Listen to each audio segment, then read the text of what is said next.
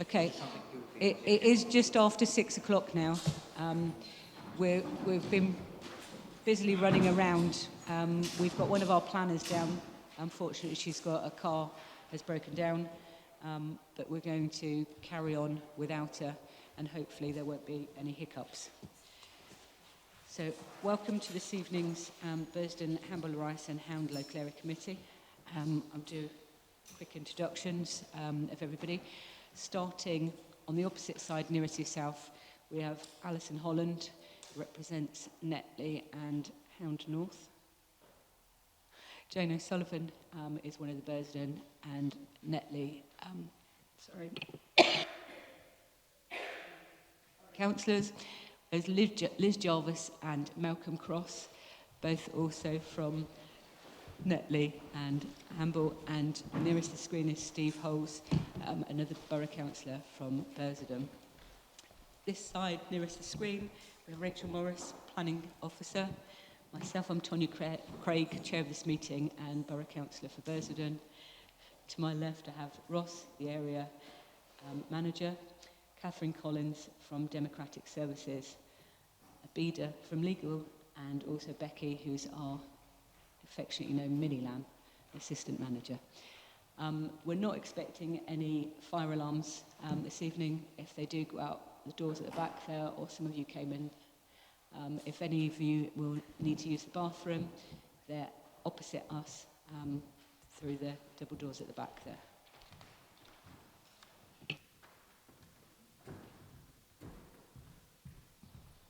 Okay, there's obviously just apologies from Rachel, who's broken down. Rebecca, sorry, as you can tell, I've got a cold and my brain's not working properly this evening. So every other member's here.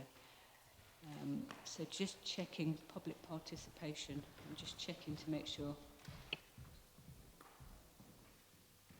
Okay, nobody's here to speak on public participation. So, declarations of interest. Do any members have any declarations of interest? No. If anything becomes apparent as the meeting continues, you can let us know.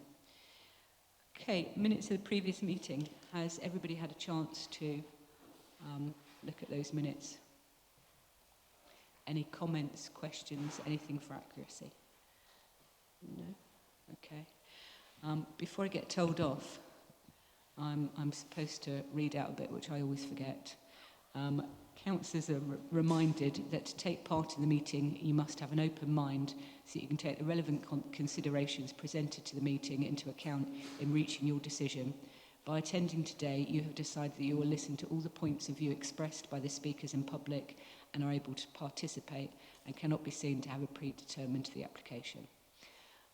And for any members of the public, these meetings are recorded, so by staying in the room, you're agreeing to be recorded.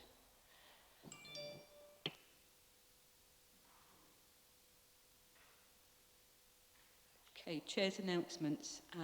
Just one from me, really, actually two. We had a very successful Netley event that was held for the first time, the Netley Unwrapped. We've had Eastleigh Unwrapped and Hedge End, and they've both worked really, really well. And this committee agreed to hold one in Netley, which was an absolutely amazing success. And we've had some really, really good feedback from that. So I just wanted to share that with yourselves. And the other one, walk and talk that we do. This committee pays for that. I was approached yesterday by one of our officers that actually runs that, who is saying the amount of feedback that he's getting is absolutely amazing. It ticks so many boxes for health and mental well-being as well. And a lot of them are actually getting together in groups afterwards. We have several widows and widowers who are actually getting together and going out for lunches once a month, and they're hoping to do that more often. So it's ticking so many boxes. And I think we agreed to actually continue the walk and talk. It's going to be your project. So, yeah, absolutely fabulous. Liz. Yeah, I'd just like to say I'm really, really pleased about how well the Unwrapped pop-up went. That's absolutely brilliant, and thank you to everyone who worked so hard to make that a success. And on the walk and talk, I know that there are several, as you say, widows and widowers who really do benefit from that. So that's just fantastic. Thank you again to everyone involved with that. Yeah, thanks, Liz. It has been a massive success, so hopefully we'll continue with that. Okay, I'll pass on to Ross for the local area manager's report, please. Thank you, Chair. You've probably read my report already, but there's 10 recommendations in total. Four worth noting for the committee, as we've already approved and implemented some of those projects and repairs, most notably, obviously, Netley Unwrapped, as Tanya's touched upon already. In terms of asking for approval tonight, there's 5 to note. The first one is a grant request of £500 for Sing for Fun for the community choir. The second one is £5,000 towards the Walk and Talk programme to extend by another year. The next one is to commission £5,500 worth of funding from Arts for a chainsaw sculpture called Chris Bain, who's locally known, to carve a wooden kestrel for the new Windover Meadows Country Park, as seen on the screen. Then also to approve the pre-initiation matrix for the Netley sculpture, as highlighted in Appendix 1 of my report. And sort of simultaneous with that, to approve the £103,322 and £50,681 from developer contributions fundings to produce a Netley sculpture and the Hamble Peninsula Sound Archive.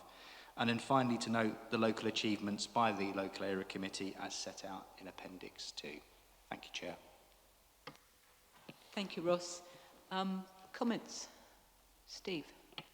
Thank you, Chair. I'm happy to propose all of those, and particularly pleased to see the support we're giving to the Sing for Fun community group or community choir.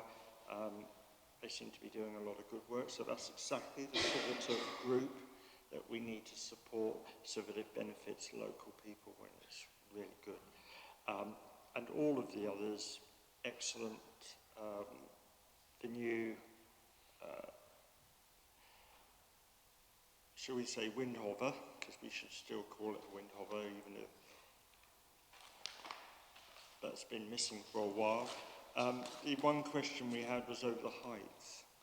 Can we just confirm whether we've been able to make it taller? Not the taller, the bird taller, but the post standing on taller. Yeah, we are in. Yeah, thank you, Councillor Holland. We are in discussion with the artist to make it taller. So that was just the initial first attempt of a draft drawing. If we like the style, then the pole is completely negotiable. So we have put forward an idea of it being a bit higher to stop for various reasons, as highlighted by this committee in the past. The other thing is, over the last 2 meetings, we've put quite a lot of new bins in locations around the area. Are we at a point now where that's possibly it for a while? Or are there more in the pipeline, or is there inexhaustible supply of them? It does feel like a never-ending story of bins, to be fair, but that is commonplace in other local areas as well. We just constantly get requests for bin either repairs or replacements. I mean, most of them have replaced those small ones that were on posts that used to get damaged very easily. Yeah, there's a couple around that still need doing, but I think ultimately we've probably done a good job over the last 3 years or so of having a bit of a bin audit, as it were, to bring us up to speed with nice new shiny bins. Okay, thank you. I'm with you on the request for bins. We had another request for bins, which I sent back and said absolutely not. They're becoming a bit of a pavement hockey in some places. And to put more bins in the same place, it's not going to actually stop those that litter, because they are emptied enough, but it does actually mean that people in wheelchairs and people with pushchairs are getting a bit of a problem. So I have sent it back and said, no thank you. Any other comments? Malcolm?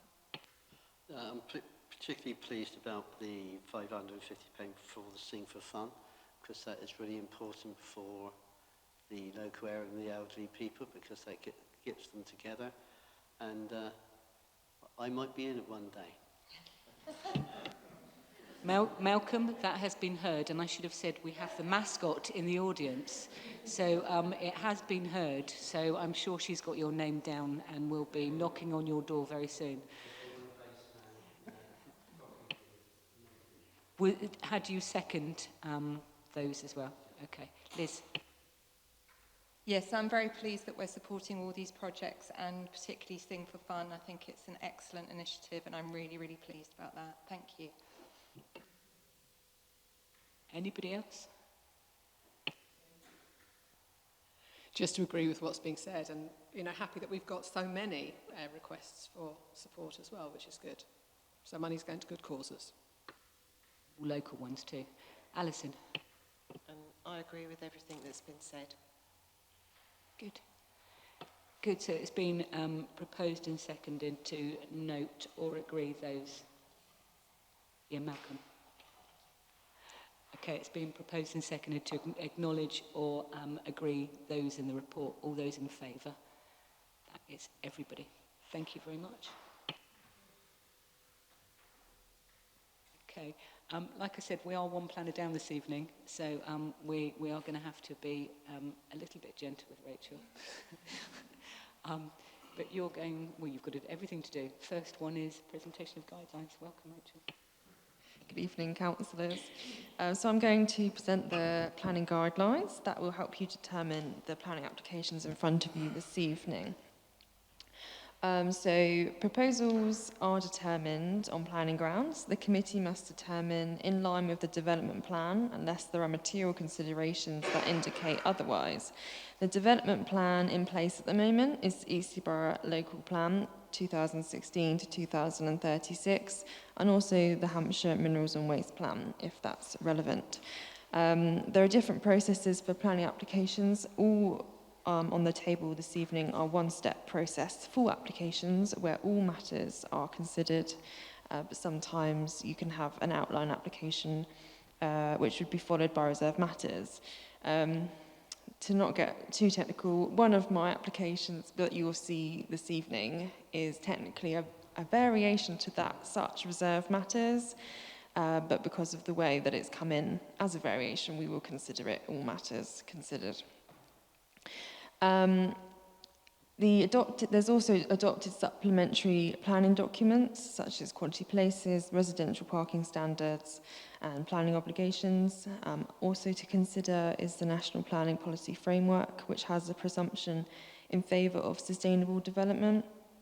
That planning policy framework has just been recently updated this month and takes precedence over the development plan if that does not accord with the NPPF.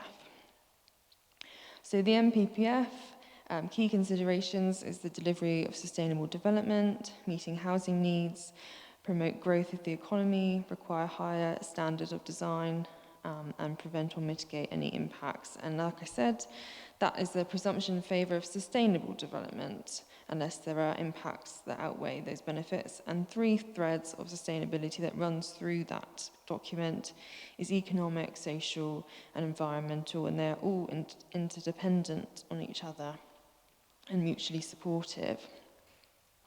So there are other considerations to take into account this evening, such as planning history, any previous applications or decisions, appeal decisions, site-specific policies, site-specific matters such as highway matters, biodiversity, consultee and third-party comments, any precedent that might have been set under case law, and the need for a 5-year housing land supply.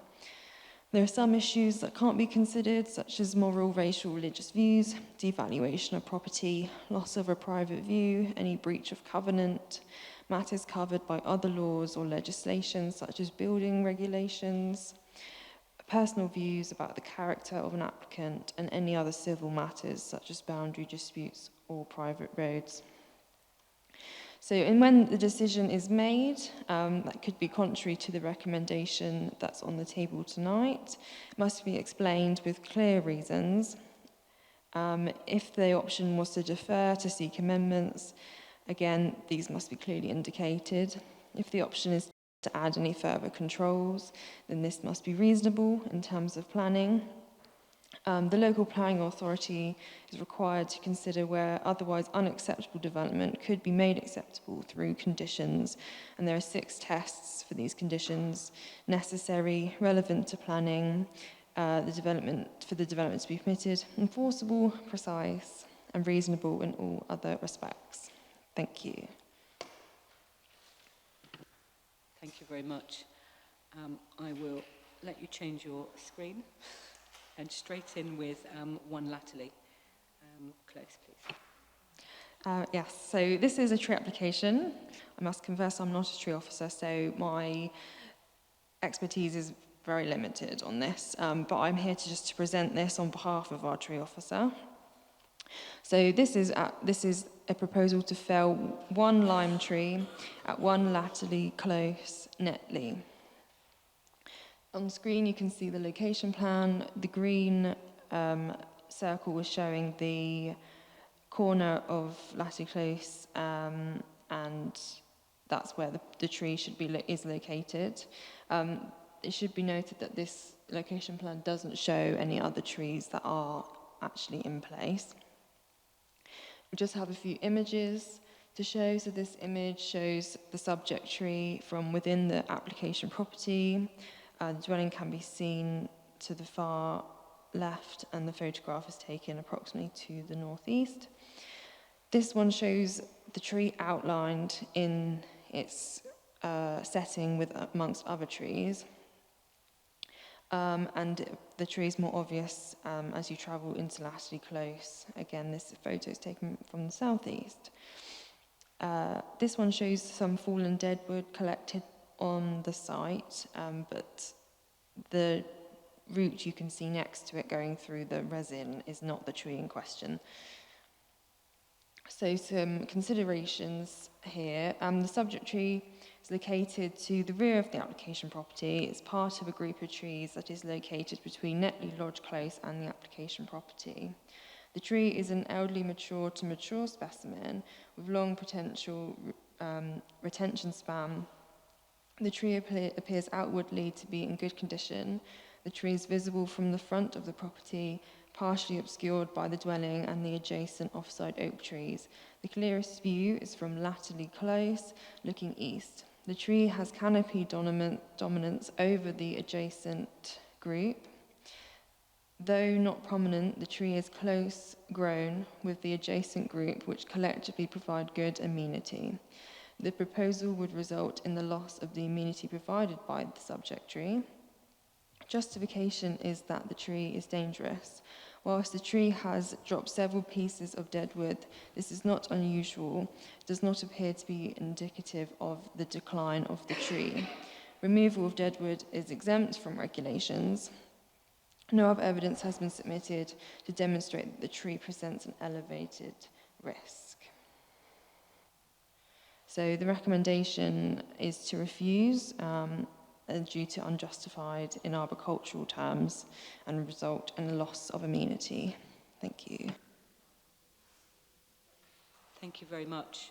I have got a speaker.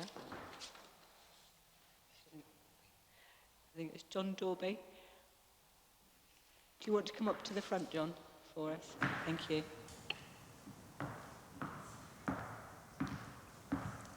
Thank you for giving me this opportunity to speak. I am John Dolby. I'd like to start by saying I love the countryside and trees. However, my lime tree has been an ongoing source of stress. There are frequent times where I cannot put my washing out because of the falling debris. One of the first things I did when I bought my bungalow 7 years ago was to plant a Schumacher tree, which is now 9 foot tall. I also have 4 offshoots to give to friends and colleagues in Rotary. I'm also growing an oak tree in a container.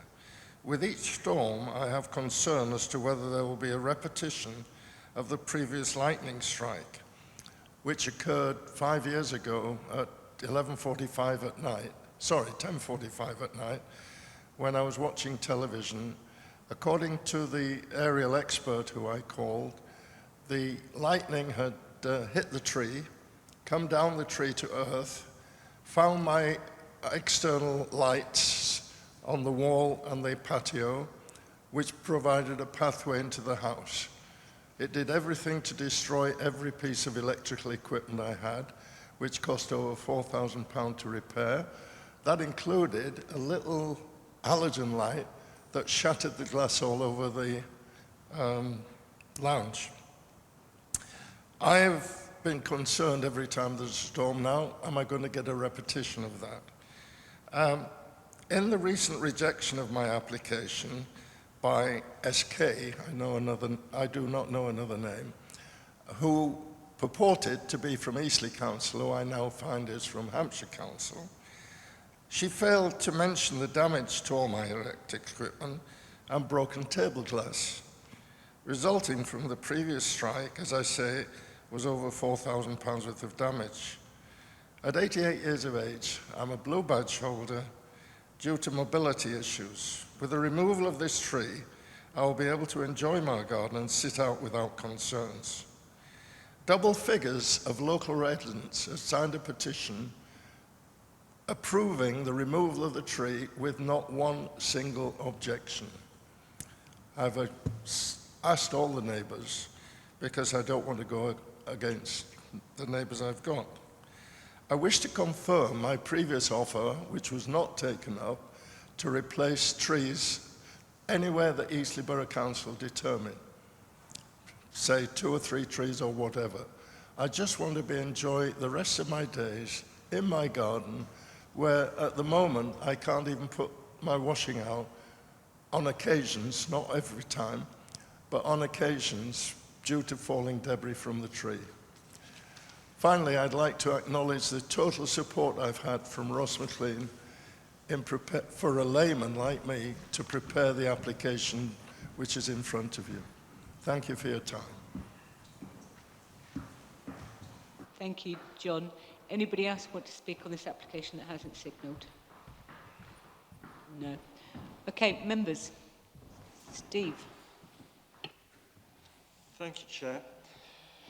Under normal circumstances, the recommendations that we don't get many for trees that come to committee, and our officers do a very good job of maintaining our tree selection in the borough, and we can be very confident in their views and their decisions.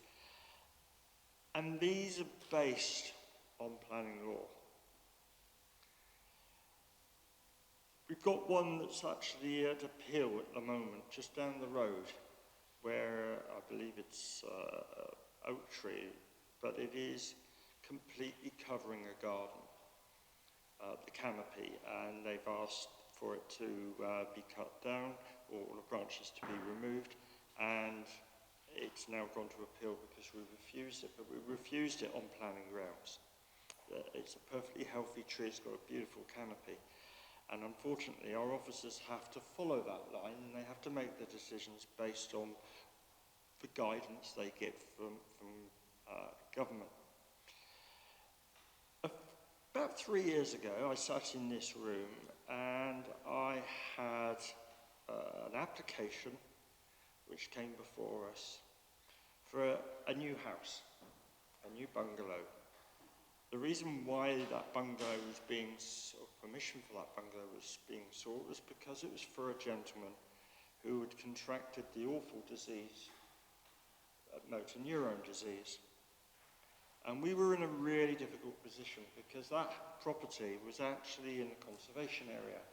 And for that reason, all the policies, and I mean all the policies that we have, recommended refusal, because there is no new build in the conservation area. Went to appeal, and the inspector found in favour because of a clause covering mental health and health conditions, which overrode, in his opinion, of all our planning policies. This isn't at that scale, but nevertheless, we have to bear in mind the impact on mental wellness, if you like. I'm not sure whether it covers this sort of situation, but my feeling is that if this tree is causing distress, and it's a problem for the gentleman to go out and sit in his garden, and he's under the doctor and so on for the sort of condition, then we need to look at that and examine that situation and decide whether it's worthy of going against our policies. We've heard that there would be a willingness to replant, and the tree line and making sure that our built-up environment has a balance of trees is really important for everybody's health. Trees are important, they make us feel good and they're healthy for us. So we shouldn't just be cutting them down and not replacing them. And we do have policies in the borough that allow us to insist on that.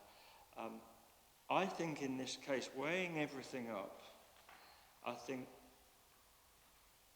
if the planting can be agreed, or the replanting can be agreed with the chair and myself as vice chair and officers, I would be prepared to propose that we approve, not because I disagree with the officers, but I feel there are extenuating circumstances in this particular case, and I'm pretty confident it wouldn't set an example. Okay, so you're proposing that we recommend the felling of the tree. And the replacement. And we would like a condition put on it so that 2 trees are replanted in conjunction with the chair, the vice chair and the tree officer, which will be size and species. Yeah. Okay. I also have to say on that, actually, that my experience with lime trees is that they are pretty hideous for residents. They cause problems with driveways, they cause problems with hanging out washing and that sort of thing. They have a sticky substance which they tend to drop. And if you've got a car under a lime tree, you'll know what I'm talking about. So they're not the ideal tree to be in that location. So I would be very keen that it wasn't replaced with like, that it was something appropriate, but not a lime tree. Sorry. Yeah, I think that we can put that condition on, and like I say, in conjunction with the chair, vice chair and tree officer, we can actually put something that is native. Yeah, native and better. I'm happy to second your proposal, Steve. I've looked at this for some time, and I think as Cabinet Member for Health and Wellbeing and Safety, it ticks all those boxes. You know, this is an older gentleman that has moved to our area to enjoy his twilight years, and we should do everything that we can to do that. I'm looking, because I haven't brought my notes with me, there's a clause 8. Let me just check for a second.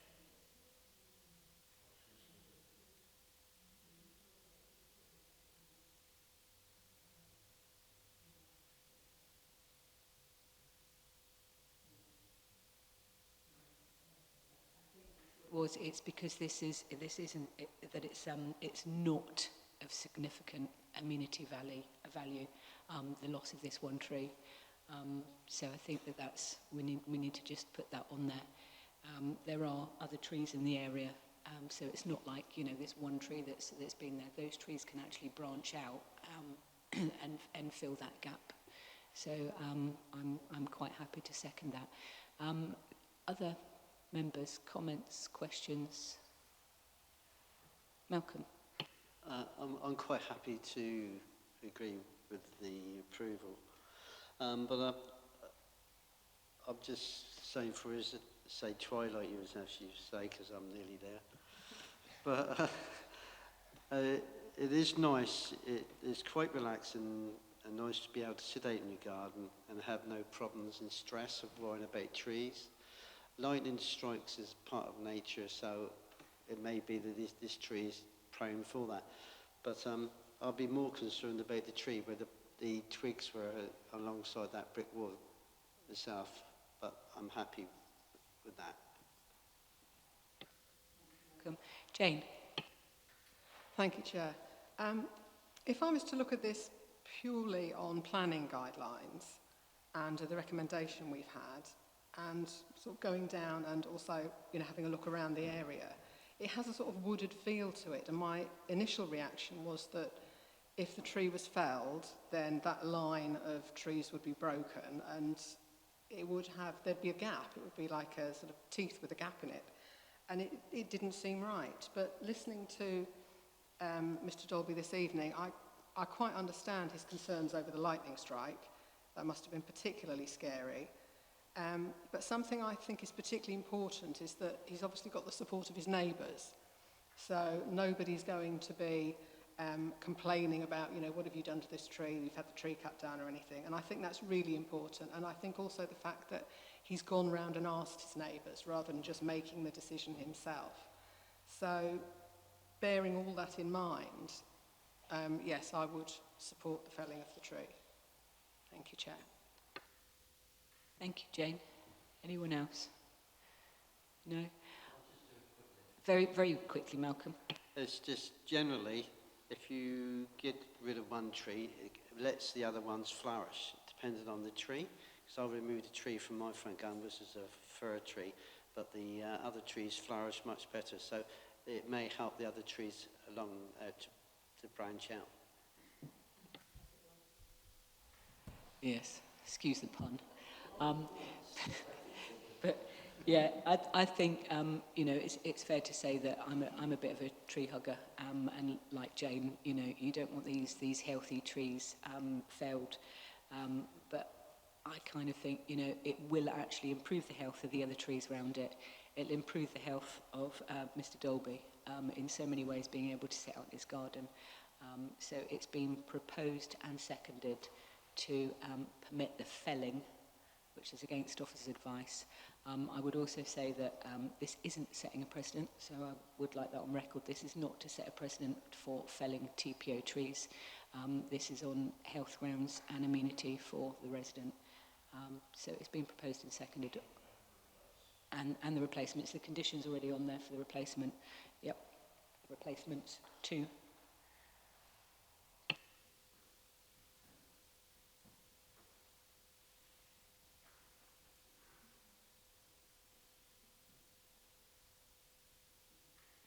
As part of the condition to consult with Chair, Vice Chair and the Tree Warden, we'll come up with proper wording for allowing this, because it is against officers and we don't actually want this setting a precedent, so we'll come up with the proper wording and that will come out to members. But we have proposed and seconded to allow this tree to come down and 2 replacements to go in its place. So all those in favour? That is everybody. Thank you very much.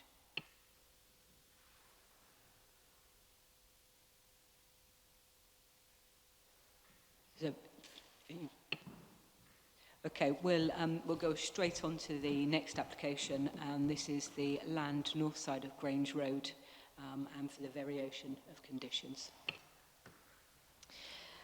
So, this is for the variation of condition number 2, which is for the approved drawings under the original reserved matters application, under the outline application for the land to the north side of Grange Road in Netley. So I just have an update here. I received an updated drawing register yesterday, so it's just to update that condition to date the specific register to yesterday, so it's quite clear which drawing register is conditioned. So this is the location plan with the A site outlined in red and that road going down the centre of the screen here is Grange Road. This is the proposed site plan. This is the north side of the site plan, I have the site plan in a split of two. That's how it was submitted to me. So just to point out a few key features, the SUDS is still in the same place, and so is the LEAP, which is local equipped area of play. The pumping station is here, which has been moved from where this substation is now proposed. So the substation is an addition, and the pumping station has moved. This is the south element of the site plan, and these blue rings here show the two dwellings that are now proposed to be detached. They were originally attached to a row of terrace properties, but now are detached.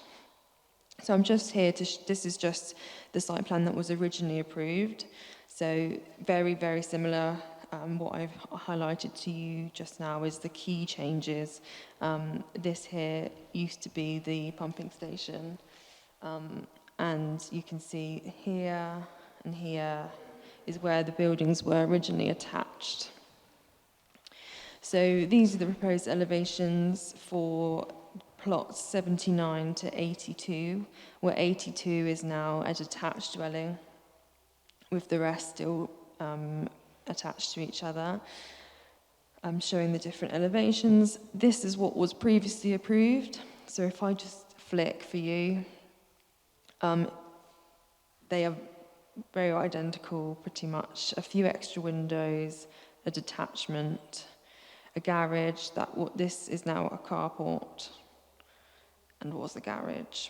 And then again, for the plots 83 to 85, where 85 is now the detached dwelling. And if I again flick, you can see there are still features that are the same, such as that gable end, still the same features, it's just detaching, and you can see a few extra windows. And so yeah, that's the approved ones. So the key considerations here is that it's mostly the same for what was previously approved, with the main amendments being the movement of the pumping station, the addition of the substation, the detachment of plots 82 and 85. On the site plan, they've shown the positions of some boundary walls.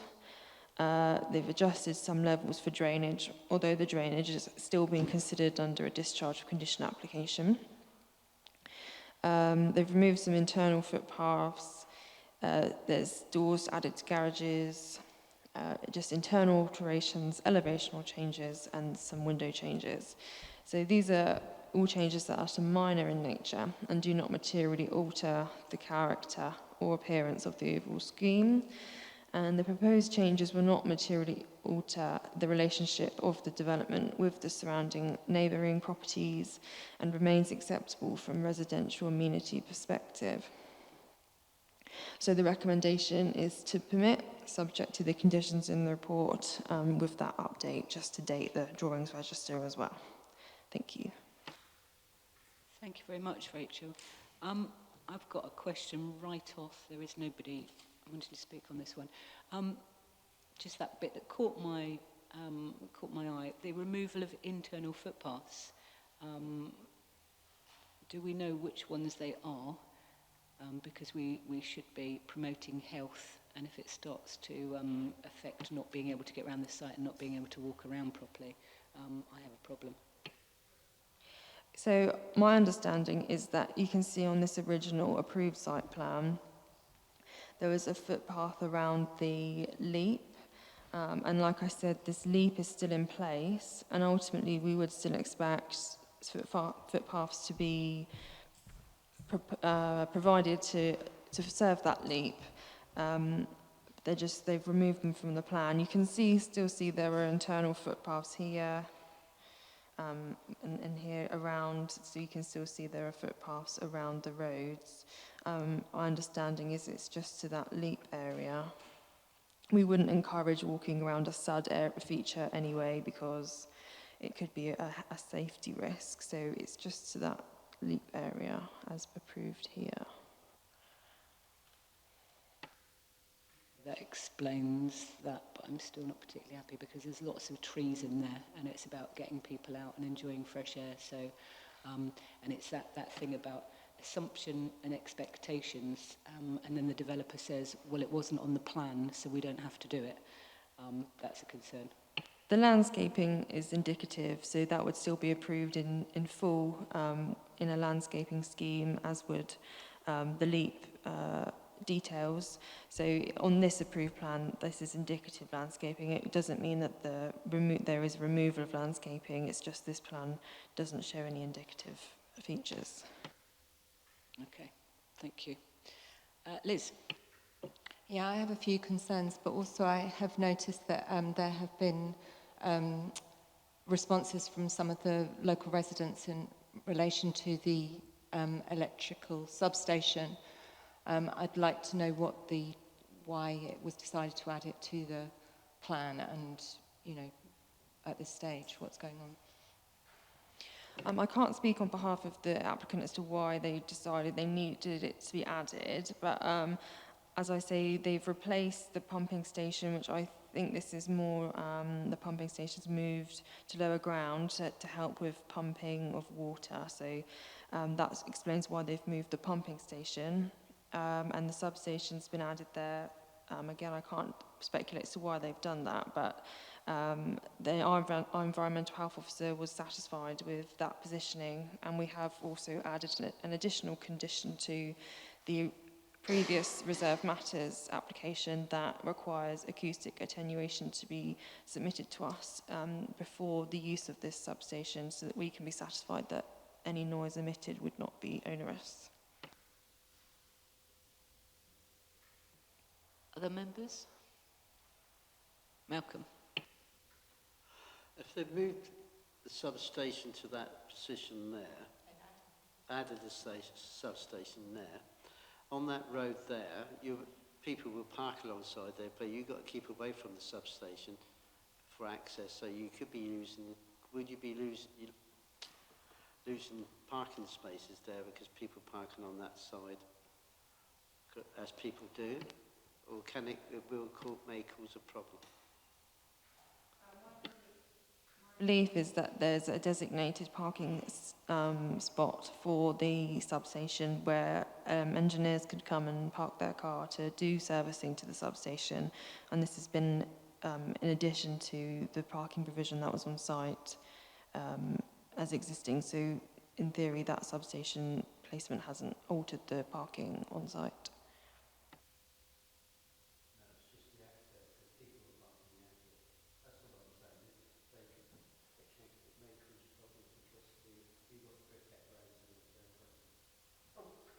Sorry. If you did hear me then, did you? About the briquette yes, roads, because yeah. they're narrow, Yeah. This is proposed as a private road. There's a management plan that again has been conditioned. So I would assume that anything to do with proposed blocking of accesses would be included in that management plan. That would be in consultation with Hampshire Highways as well to ensure that they're happy with that.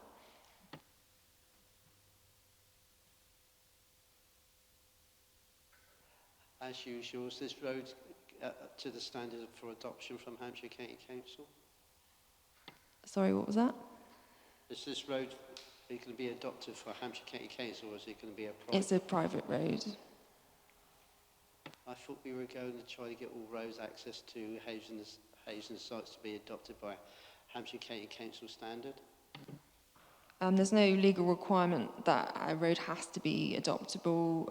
It has to be built to adoptable standards, but there's no legal requirement that that road has to then be adopted. As long as we have a management plan in place and we can be satisfied that that road is usable, then we can't enforce any adoption. I know it does. Yeah, well, it's just one of those things. It's with these roads, it's private roads, and yet we consult with Hampshire County Council, who are going to have no say over it anyway. So to me, it just boggles my mind. You know, what's the point of consulting with them? And this is no disrespect to Rachel. This is just Hampshire County all over.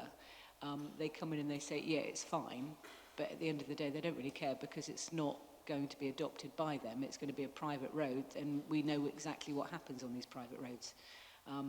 So it's no disrespect to Rachel, but it's a massive bugbear for us because we've got so many of them in the area. Steve? Chair, can I say that I would love to join in the Hampshire County Council bashing. I'm very good at it and I do it on a regular basis. But on this occasion, I'll let your word stand. I too am concerned about that footpath. If it's that footpath on the green area that's being removed, then I would like more information on that, because we do need to keep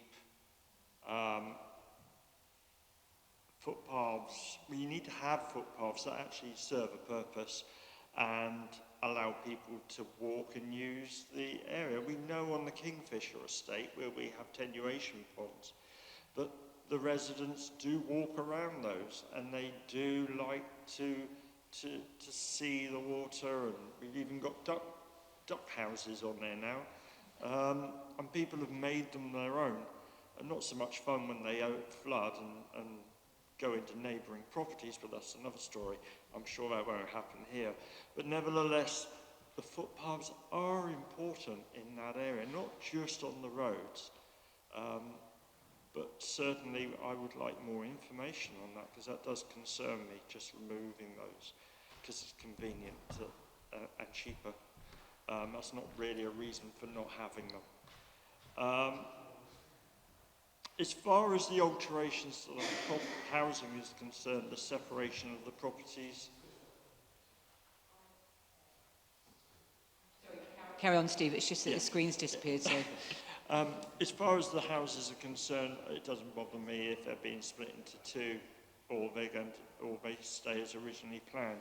That's not an issue, and it's not an issue altering a few windows. They're not going to cause any problems. It's not like they're creating balconies overlooking people's gardens. They're just changing the windows, etc. So I haven't got a problem with that part of it. The pumping station and the electricity station, I assume it is. We can't see it now. The substation. I haven't really got a problem with it. We have to have these on estates. What does concern me a little bit is the answer we got regarding the parking. And we all know that substations, you can't park in front of them because they require access. And that we've got many in the area with gates across, they're fenced in, so you kids quite rightly can't get in there, but it means you can't park, so that's another parking space that we lose. So again, I'd like a little bit more information on that. We haven't got the drawings, we've only got the we've only seen the layout. I think the drawings are in the plan, but we haven't seen them tonight, of how they look, what they look like. Yeah, and how they affect that pavement in front. But I haven't got an objection to having them. It's just that we don't want to be losing car parking spaces on any of our estates, especially new ones, which tend to be designed too narrow for on-road parking without illegally parking on the curbs, because that's what the legislation allows them to do, build them a certain width, so they can get more houses in. But that's not our problem. That's just the way it is. That's government legislation that determines that. So I would like more information on the footpath and confirmation that we're not losing that footpath. And I would like to see some drawings of the actual substation to cover Malcolm's point about parking. And we just want to ensure that it is safe. Okay, I'll let you ramble a bit then, just because we had a wasting technical time, issue. I was actually going to suggest that we defer this application, and I'm quite happy if you want to propose that. I will second it.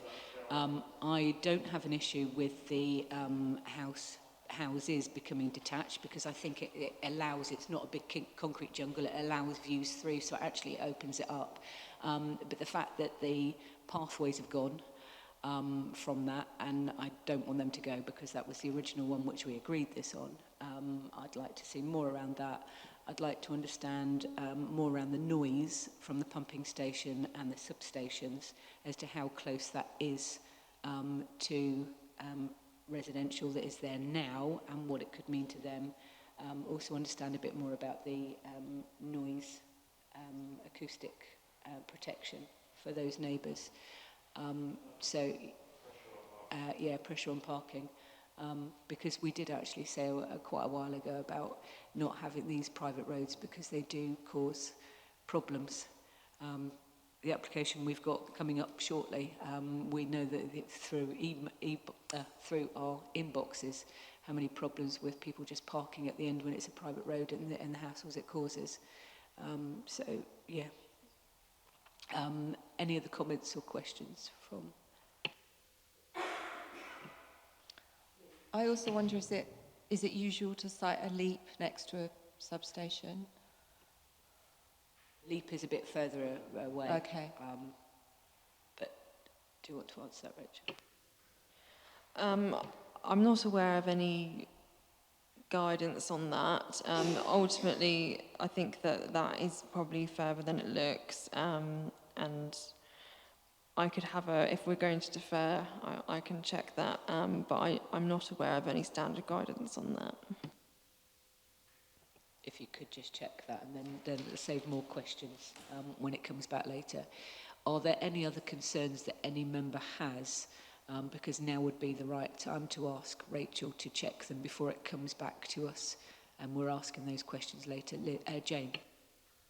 Yeah, nothing to really add as far as questions are concerned, but all the questions that have been brought up were questions I had, so yeah, I would like them answered, and deferring seems sensible. Thank you. Okay, so it's been proposed and seconded to defer for that long list of questions for Rachel. All those in favour of deferring? That is everybody. Thank you very much. I'm going to give Rachel a couple of minutes just to finish writing what she needs to write before she presents on the next one.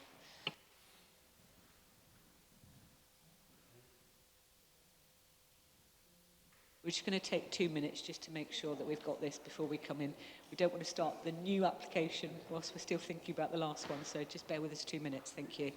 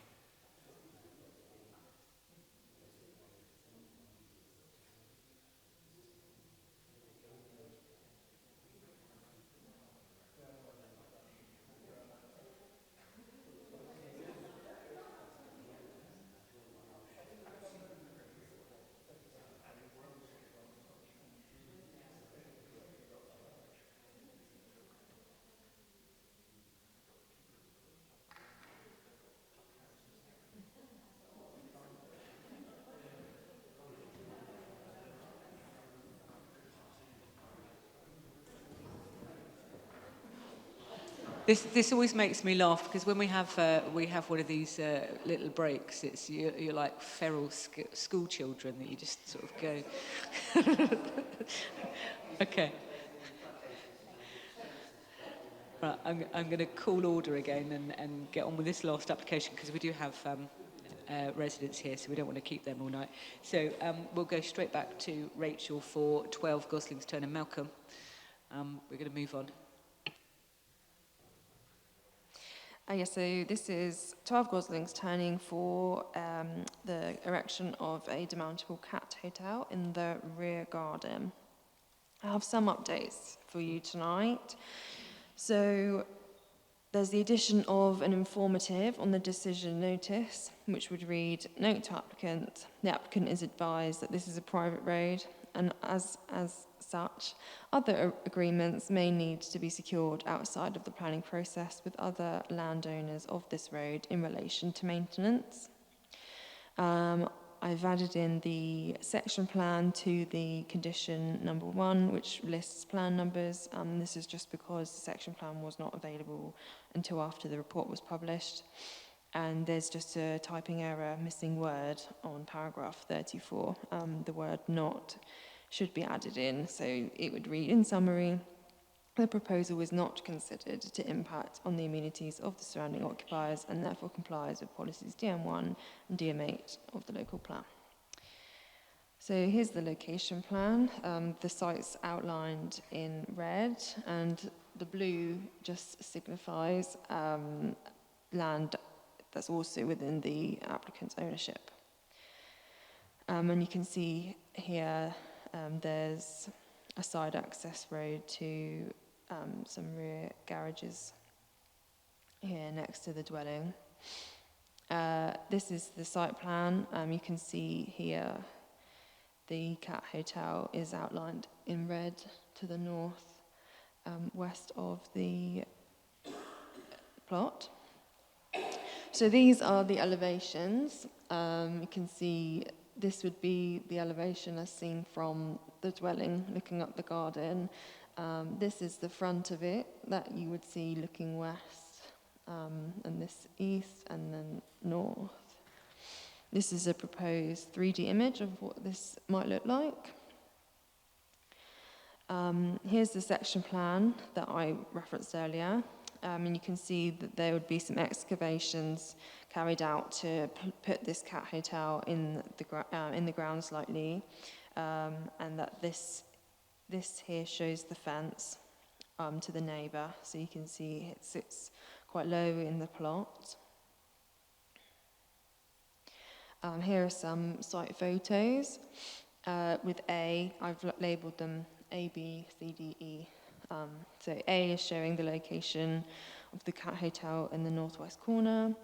B shows the location of the Cat Hotel in context to neighbours at 10 and 11 Gosling's Turning. C shows the location of the Cat Hotel in context to the neighbours 14 to 19 Gosling's Turning. D shows the street where, at the time of visiting, there was sufficient available on-street parking, and E shows the driveway where there are 2 available spaces in the garage and 2 on the driveway. So the key considerations in this application is that the rear garden of the property slopes upwards to the north. Due to the garden slope, there would be need to excavate, so the building will be set slightly into the ground. The size of the building is commensurate with the size of a large outbuilding, which would not be uncommon in a residential environment. Only minimal views of the top of the building may be possible from the access road to the east. The proposed building would not materially impact on the character of the Bursledon Windmill Conservation Area, in which this is not in. In terms of noise, the building would be constructed of materials that are designed to reduce noise, with high levels of insulation and double glazing. As the building would be located to the rear of the dwelling and approximately 17 metres from the nearest neighbouring property, the council's environmental health officer is satisfied that there would be minimal disturbance to neighbouring properties. Customers to the Cat Hotel would be only allowed on an appointment basis between the hours of 9 and 5, with no visitors allowed on Sundays or bank holidays.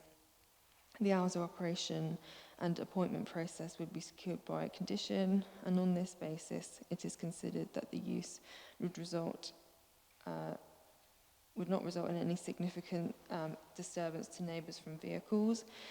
In terms of waste disposal, the applicants intend to use a corn-based cat litter and triple bag foul waste. The corn-based cat litter is made from natural plant-based materials in a compostable and biodegradable, efficient odour neutralisation. The council's environmental health officer has commented that there would not be any adverse impact from the category if the waste was handled appropriately. The category would be run by the existing occupants of the dwelling, and this would be controlled by condition. This would ensure that the building would not be let out, sold, or operated as a separate business in the future to protect the amenities of the residents to the neighbouring dwellings. The driveway can accommodate 2 cars and 2 cars also in the garage. This is in excess of the number of spaces required for a 4-bedroom residential property where there would be 1 spare space. There is on-street parking, and it is anticipated that only 1 space would be required at any one time for customer parking anyway, which would be by appointment. And while it is noted that this is a private road, any issues relating to its maintenance or use in a civil matter this should be discussed between all relevant landowners outside of the planning process. So the recommendation is to permit subject to the conditions in the report, plus the just the updates, the updated informative and the addition of the section plan as well. Thank you. Thank you, Rachel. I have Abby Purser wanting to speak. If you come to the front, please, Abby. Is this good to go? Thank you. Well, good evening, everybody, and thank you for allowing me to speak today. So I'm Abby Purser. I'm the founding director of Longcroft Luxury Cat Hotels. The idea for Longcroft was born after I struggled to find a suitable cattery for my cat Norman. After three years of research, planning and development for my hotel opened in 2010, located in the rear garden of our family home in the heart of the town centre in Welwyn Garden City, which is a conservation area. It's still operating successfully today. I've just put my pussycats to bed, actually, before I've come here tonight. My vision was to change the cattery industry from the stereotypical mass model idea that house up to 40 cats in sometimes cramped spaces. The Longcroft model offers more spacious accommodation to less cats in a home-from-home and hygienic environment with a greater human-to-cat ratio coupled with tailored and expert care and expertise in cat welfare. We deliver consistently high standards across all of our locations in the UK and work to a very high standard. We successfully operate 25 locations, with 24 of those locations all sited within the hotel owner's rear gardens in residential settings. One is located in a more rural setting in a farm. Every Longcroft location is fully licensed by their local authority and has full planning permission. Both my team and I work closely with DEFRA at government level, advising on best practice, cat welfare and licensing, and I also sit on the board of directors for the Pet Industry Federation, who are the governing body for our industry. We're a multi-award-winning brand and have won over 30 national awards, including the Guardian's Best Home Business Award, plus we also won the International Animalist Award, scooping Luxury Pet Brand of the Year, whilst competing against retail giants such as Pets at Home and Nestlé Purina. Our customers rate us highly, and if you take a look online, you'll see that we're rated 5-star by thousands of our customers. This is because we offer the same consistently excellent level of accommodation, cleanliness, expert care and attention to detail that our customers know, love and expect at any Longcroft location. This consistency is guaranteed by every prospective hotel owner signing a legally binding contract which ensures that they must adhere to the Longcroft standard. I personally coach and train all of my hotel owners, and we have a skilled head vet who helps us with cleaning protocols and any veterinary needs that might arise. I've read the officer's report, in which we're encouraged to read is in support of our application.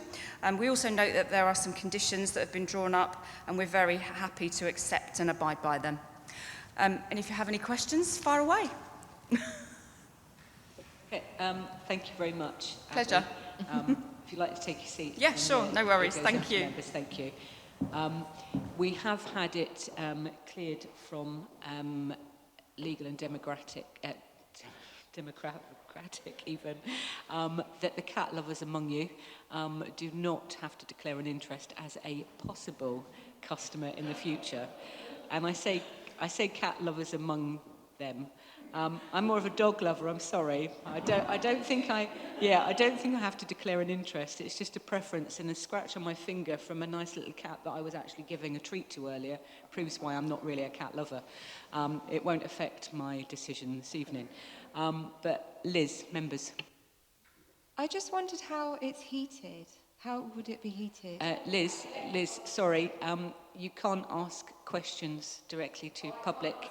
No, they have to come. They have to come this way. Sorry. I just wondered how it would be heated.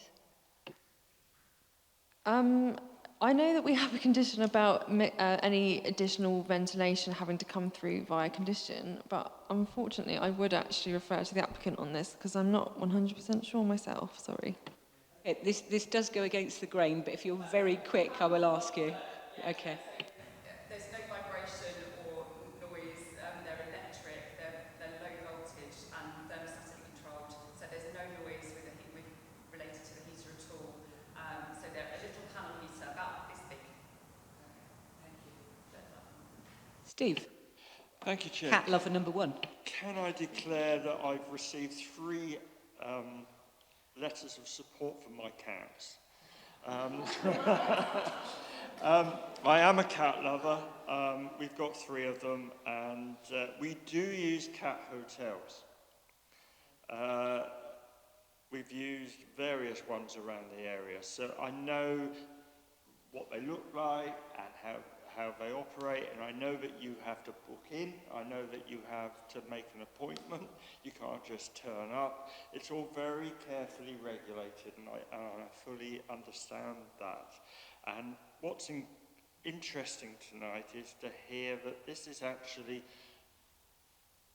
more than just a resident wanting to look after cats because they like cats. This is a business model that is clearly working elsewhere, and this person wants to be part of that. And I think actually that's quite reassuring, because as any sort of animal lover, you want to know that if you're entrusting your pets to a third person, that you can trust that. So that said, that's fine. I've actually got no problem with the application at all. The only snag that we have is that it is a private estate. I think it's been made quite clear from the officer that actually we can't use that as a reason for refusal because of the impact on the private estate. Can I just stop you there? It's a private road, not a private estate. Private road, sorry. Yes, private road, and therefore the upkeep and the maintenance of that road is down to the residents, correct, not the local authority. We'd be on very dodgy grounds if we refused any sort of application because it was a private road. We have to go by the regulations and the rules that are there for planning, and Rachel has spelled them out precisely. And I think this will actually not do any harm to the local area. I think that because it's regulated and and you have to actually physically book a time to come and drop your cat off, come and pick them up, that space that's spare within that residential property, they require 3, they've got 4, isn't going to, you aren't going to have cars queuing up waiting to get into sort of drop off their cats. So I don't think the impact will be major in this instance. Therefore, I would recommend approval. Thank you, Steve. Liz. Can I ask what objections there have been to the application from neighbours? Yeah, that's fine. They've been objections based on the fact that it's a private road, the fact that it might make disturbance, noise, the amount of cats. I think that pretty much covers it. I mean, the fact that it's a private road, obviously, as I've explained, can't be considered tonight in planning. The environmental health officer was satisfied with the fact that any potential odours could be we've got a condition about waste disposal, and also the fact that they'd be triple bagged. And what was the other thing? Oh yeah, the parking was also mentioned, but as I've explained, that could be accommodated on site. So I think the points residents have made have been addressed in the report or are not a planning matter. Just a question on the back of what Liz has asked. Are we talking commercial bins here to be added and not household waste bins? I don't think that's been specified, but that would be ironed out at the condition for waste disposal. I'm not sure that information has been given in about how much...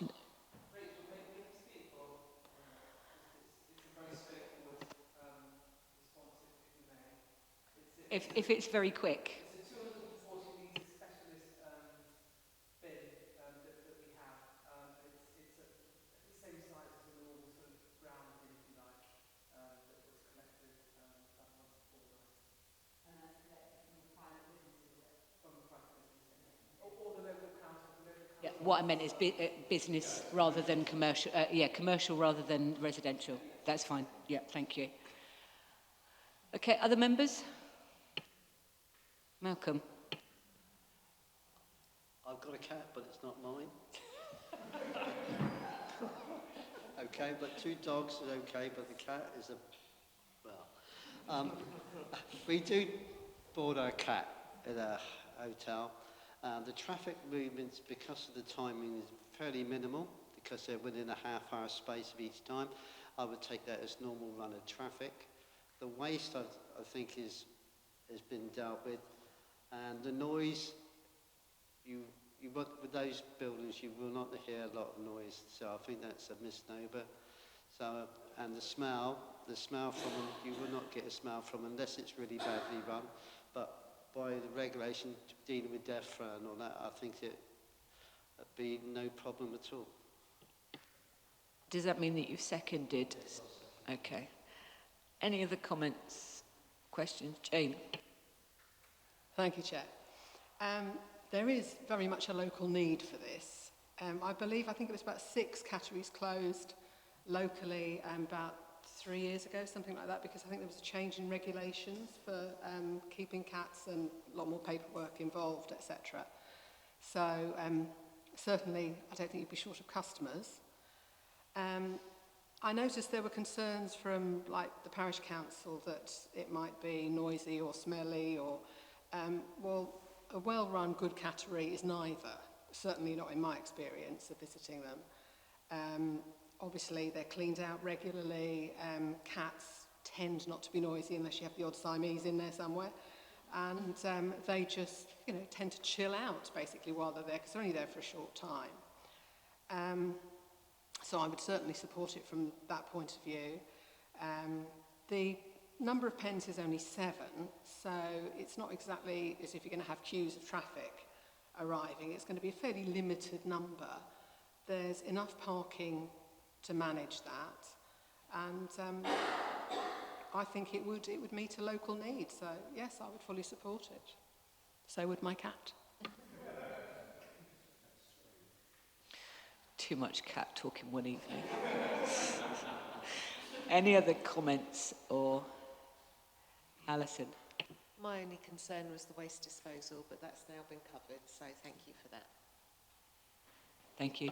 I had the concerns over the waste disposal, which is why I wanted to cover that one. I still have concerns over it being a private road, but as we know, this isn't a planning consideration. I'd like to think that we have a reputable company here, that if there were issues, they would help resolve those in a proper manner. I don't have concerns over smells, noise, etc., because that becomes environmental.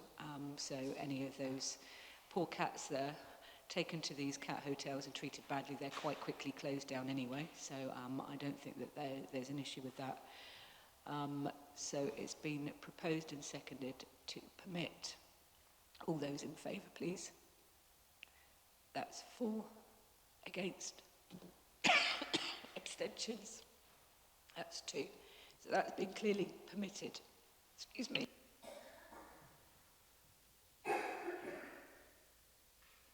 Sorry, that has been permitted. So that's... I should have just stayed at home all day, really. I've had meetings most of the day, so it hasn't actually helped to cover anything. But yes, that was clearly carried for you, so it has been permitted. feel free to go. Thank you. So just to finish, we have planning appeals to note.